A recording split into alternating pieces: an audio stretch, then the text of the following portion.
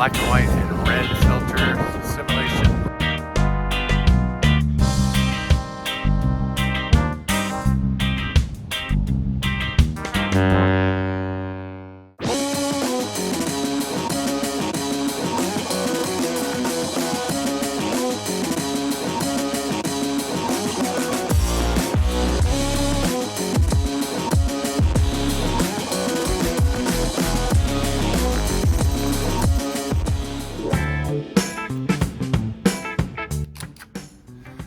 Hi, it's Joseph, Embrace the Grain, back with you again for the third and final installment of my little mini series of one camera, one lens. Of course, this is the Fujifilm XPro-1, which is over a decade old, and the Fujinon 35mm f2, which with the Fujifilm cameras ends up being a 52.5, which is a normal lens, and this is the only combination I used on my entire month-long trip up through Wisconsin and the Michigan Upper Peninsula. And in this final video, we'll continue our travels in Wisconsin and see some more epic lighthouses along the way as we head up towards Michigan. Also a visit from Aurora Borealis, which was unexpected and pretty awesome. And then it's on into Michigan for more exciting photography opportunities and encounters with some huge Laker cargo ships up in Michigan near Sault Ste. Marie. And even do a little bit of light painting with this camera and lens combination to get some epic nighttime shots.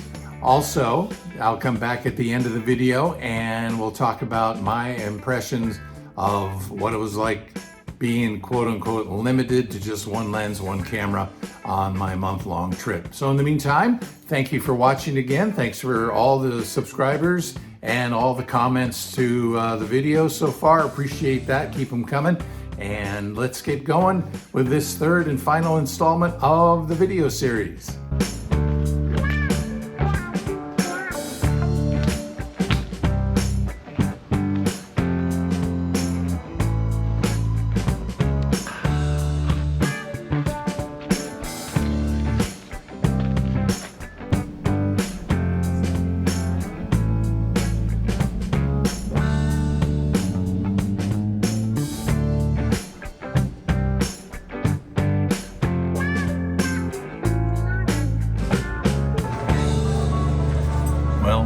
Time for lunch. You can only do so much photography, and we're at the famous Wilson's Ice Cream Parlor in Ephraim, Wisconsin, right along the bay. And this is like a world famous ice cream place, and of course I brought the camera in to get some pictures. It's really got a lot of neat artifacts in here. It has that old-timey ice cream soda fountain type vibe to it. Got jukebox going, and everybody's serving up ice cream. So let's see what kind of pictures we can get along with a good cheeseburger.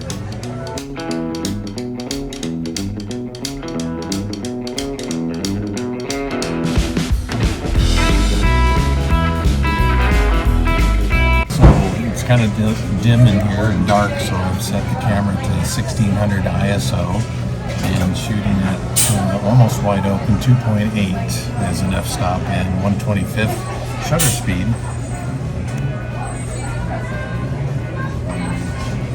And that seems to be doing pretty good. So we'll get some detailed shots of our food and all the fun stuff in here.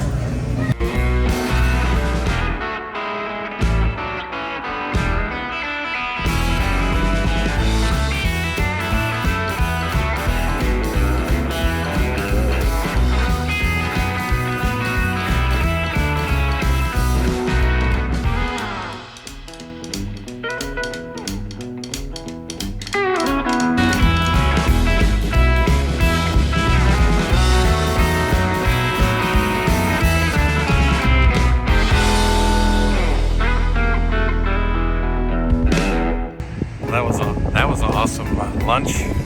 Old-fashioned cheeseburger, bacon cheeseburger, fries, root beer, all the good stuff, and some great photo opportunities in there. Now that we're outside, I've changed the ISO back to 200. Don't need the fast speed. And what an iconic place to photograph.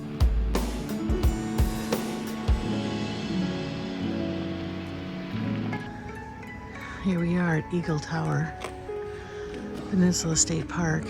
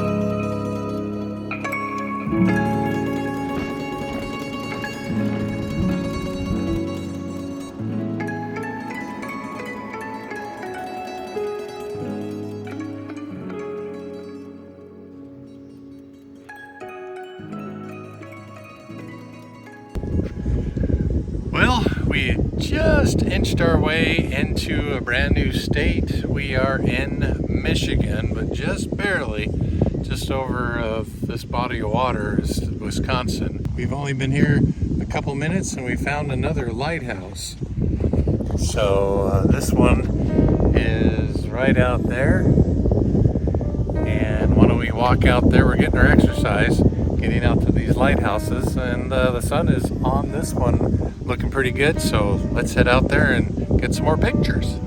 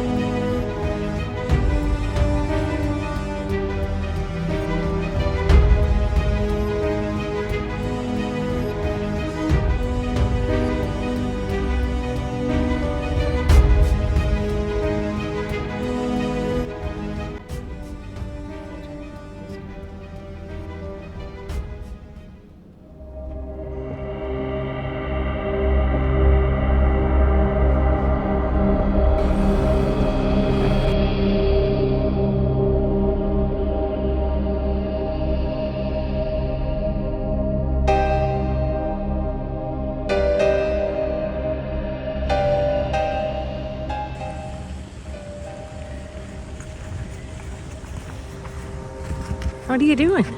Walking by another lighthouse in Michigan, in the Upper Peninsula.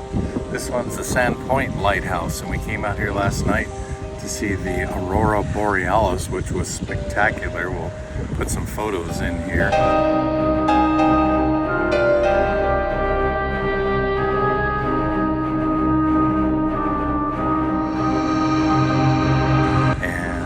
I got a shot of the lighthouse last night with the Aurora back there and the iPhone.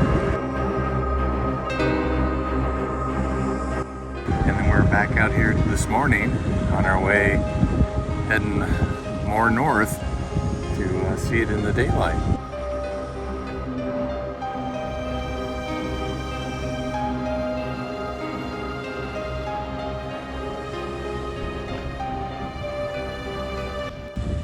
Shooting with the XPro-1 again, 50mm lens, 200 ISO, and variable shutter speed and aperture combinations. The sun is really kind of very hazy. When we first got here, it was a little bit brighter and made a little bit more contrast on the tower there.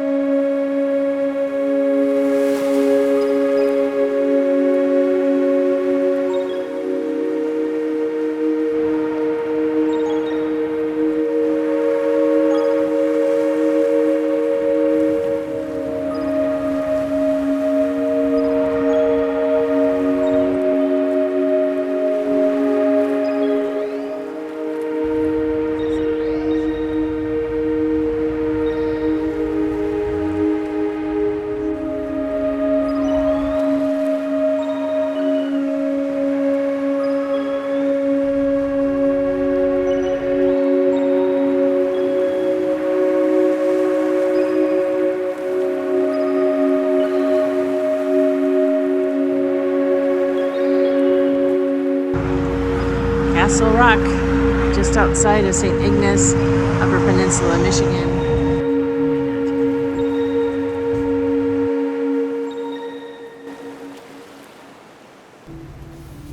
In Sault Ste. Marie, Michigan, you can see Canada from across the St. Mary's River, which is the major shipping channel here through the Great Lakes. And the Sioux Locks are close by, and we're going to try to get over there and shoot some pictures. Just having lunch a little earlier, and a big Laker cargo freighter drifted by.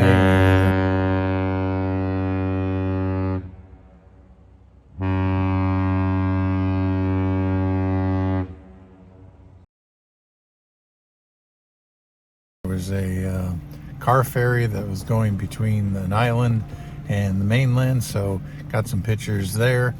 And a lot of boating activity, which is really cool around here.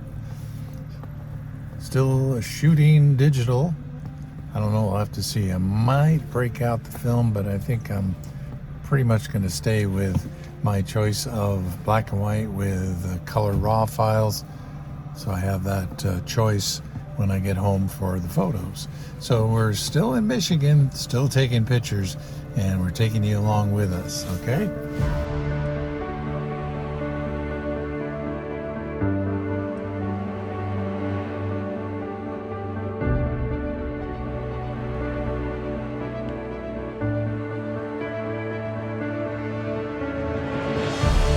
One of our campsites along the St. Mary's River in Sault Ste. Marie, Michigan, was next to this really cool old marine-style warehouse and a abandoned car barge. It was just begging for photos to be taken. I wanted to do some night photography, and I decided that even with the help of the full moon, I wasn't getting enough light on some of the areas of the building, the pilings, and the boat. So I grabbed my DeWalt headlamp and turned that on high, and as I was doing the slow shutter exposure, just trained the light across the building and the boat just enough to add a little detail into the shadows. I think it worked out pretty cool. After leaving Sault Ste. Marie, snapped a few pictures of this really cool Art Deco style railroad lift bridge structure. Then we wound our way up to the very point of the Upper Peninsula of Michigan to Whitefish Point. Significance here is 10 miles off this point. That is the location, very remote location of the Great Lakes Shipwreck Museum and a memorial to the crew of the ship Edmund Fitzgerald.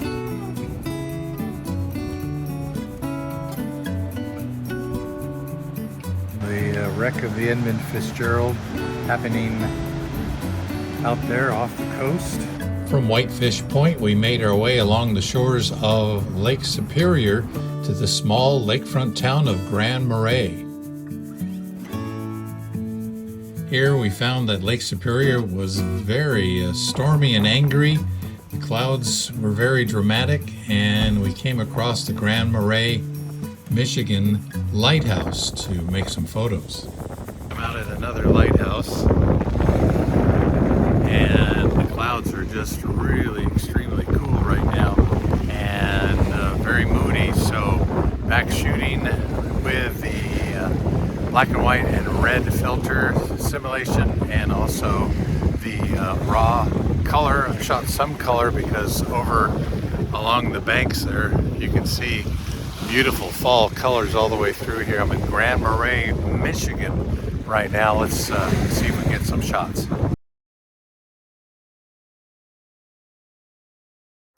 Shooting at ISO 400, and we've got 500th of a second at f/16. Let's see what we got here. That looks really cool.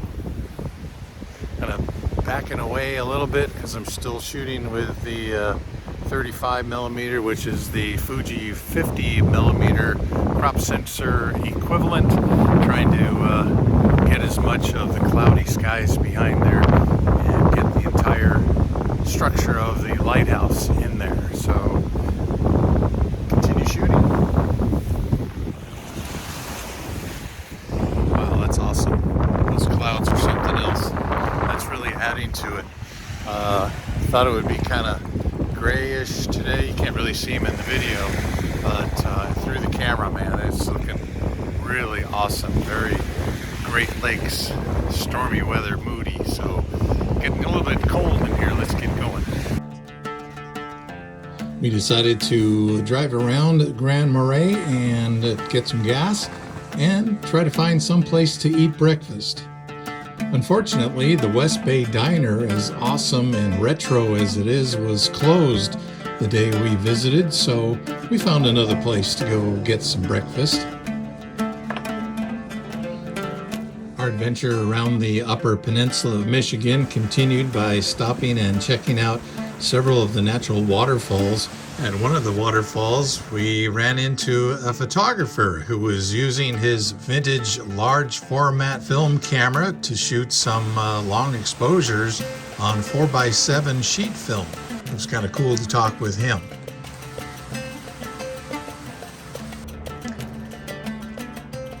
No trip to the Upper Peninsula of Michigan would be complete without trying one of the famous Michigan pasties. What'd you get? Michigan's famous Upper pasties. They're a pie dough crust with a meaty potatoy filling, and we had to try 3 different ones to see which one we thought was the best.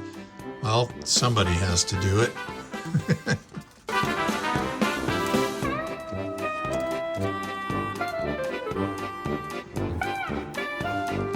Visiting the Upper Peninsula of Michigan is just a feast for photography. There were so many places that we stopped to take video and shoot photos.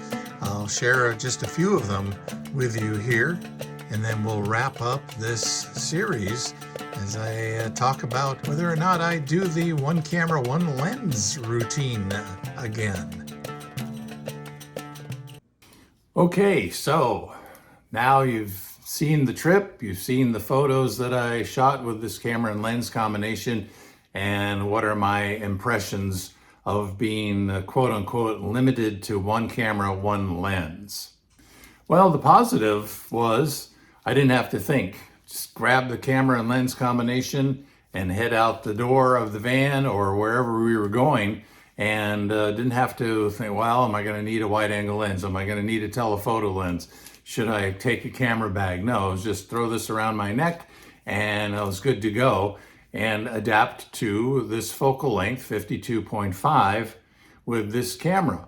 And the benefit of this camera, like many other digital cameras, most of them I guess nowadays, is you can shoot both in RAW, so you get the color negative, and then you can choose a film simulation as well. And I wanted to shoot in black and white, and I used the black and white with the red filter film simulation, which I was quite happy with.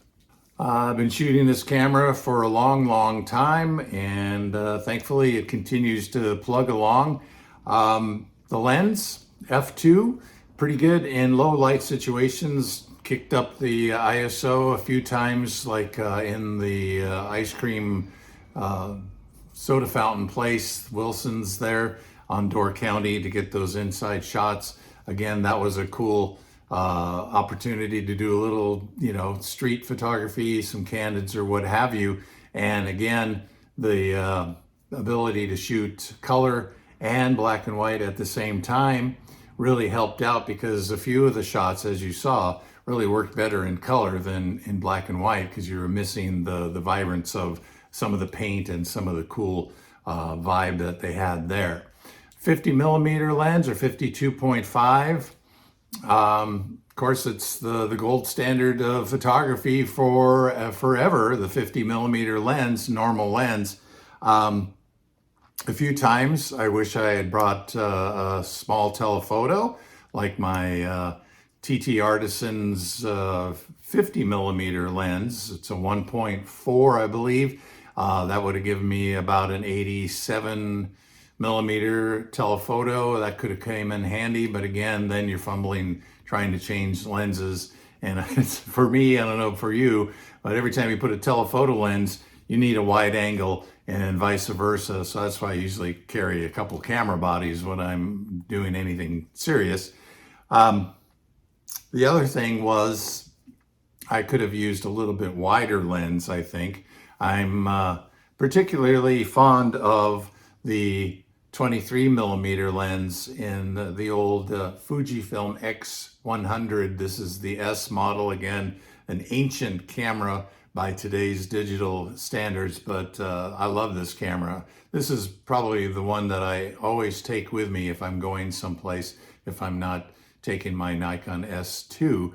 This has the 23mm, and I find that one is kind of like the perfect lens for my style of shooting. It's not super wide, so I can get in and kind of get the environment, but it's not so tight that I'm having to keep backing up when I'm shooting, like I did a few times with the 50. So with all that said, to wrap things up, would I do it again?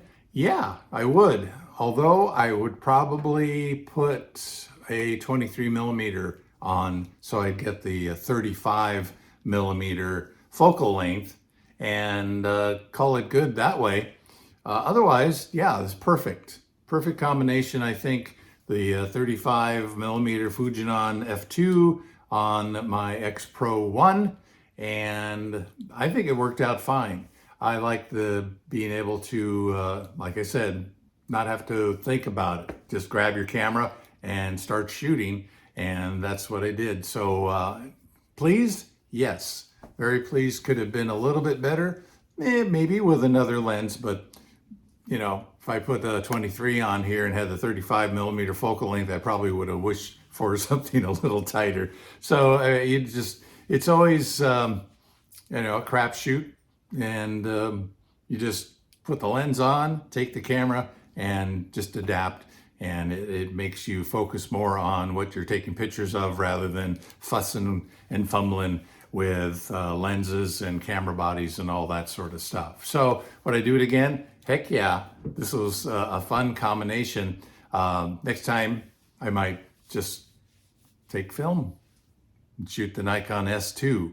And got some interesting news coming up about the Nikon S2 rangefinder, and that'll be coming up in the next video or two. So be looking forward to getting back to shooting some film. In the meantime, loved this. I could just shoot without worrying about anything, and had a good time, and I hope you enjoyed seeing some of the pictures that I got on this trip. Again, thanks for watching, thanks for subscribing, appreciate it, and we'll try to get a new video up every once in a while.